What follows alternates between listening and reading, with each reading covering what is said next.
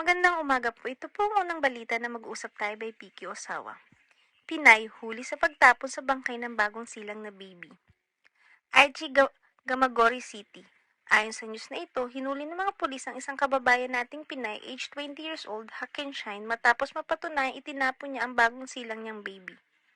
Nakatanggap ng tawag ang mga pulis mula sa ospital na merong isang babae na pumunta sa kanila noong April 15 at sinasabi nito masakit daw ang tiyan niya. Subalit tinanong siya ay ikinakailan niya na hindi siya buntis o bagong panganak. Sinisiyasat ito ng mga pulis at nakita nila sa loob ng kurumang isang bangkay na bata na nakabalot ng blanket. Ito ay kanyang inilagay sa upuan sa likuran ng car. Maaaring iniwan niya ito simula April 11 to 16 ayon sa mga pulis. Sinisiyasat sa ngayon ng mga pulis kung ano ang kinamatay ng baby. Inamin naman ng kababayan natin ang charge laban sa kanya. At yan po ang unang balita na mag-usap tayo by Vicky Osawa.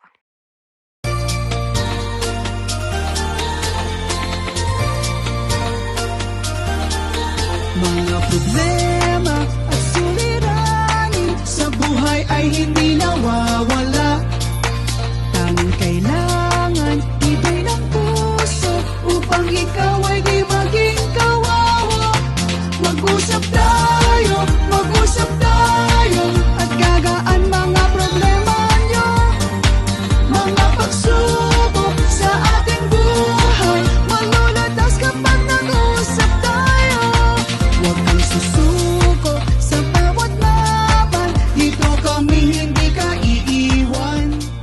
Ito po ang pangalawang balita na mag-usap tayo by Vicky Osawa. Nagtagpuan ng ahas sa bullet train sa Tokyo Station na nagdulot ng panandaliang pagkaantala. Isang ahas ng mga 40 cm ang haba na natagpuan sa isang Shinkansen bullet train matapos itong dumating sa Tokyo Station noong Martes ng hapon na nagdulot ng panandaliang pagkakaantala sa serbisyo. Ang ahas ay nakita ng isang pasahero sa isang tren na Kodama ng Tokaido Shinkansen Line na umalis sa Nagoya sa gitnang Japan habang humihinto ito sa istasyon ng terminal. Ang mga pasahero ay pinagbabawalan na magdala ng mga ahas at ang railway operator ng Central Japan Railway Co. ay nag-iimbestiga sa bagay na ito.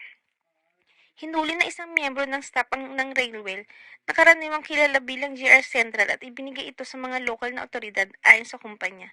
Natagpuan ng ahas sa car number 6 ng 16 car train. Wala naman nasugatan sa pasahero. Nagpa siya ang operator ng tren na huwag gamitin ang tren para sa susunod na biyahe nito sa Osaka at gumamit na lang ng ibang tren na nagresulta sa pagkaantala ng 17 minutes sa serbisyo. At yan po ang huling balita na mag-usap tayo by Vicky Osawa. Ito po ang ating Chika Talk for today. Alden Richards, Jericho Rosales na nililigawan ngayon si Catherine Bernardo.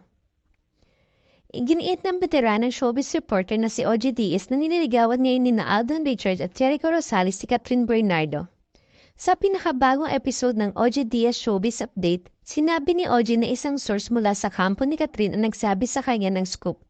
Dagdag pa ni OG, gusto ng pamilya ni Catherine si Alden para sa blockbuster actress. Samantala, sinabi ni OG na nililigawan din ni Jericho si Catherine.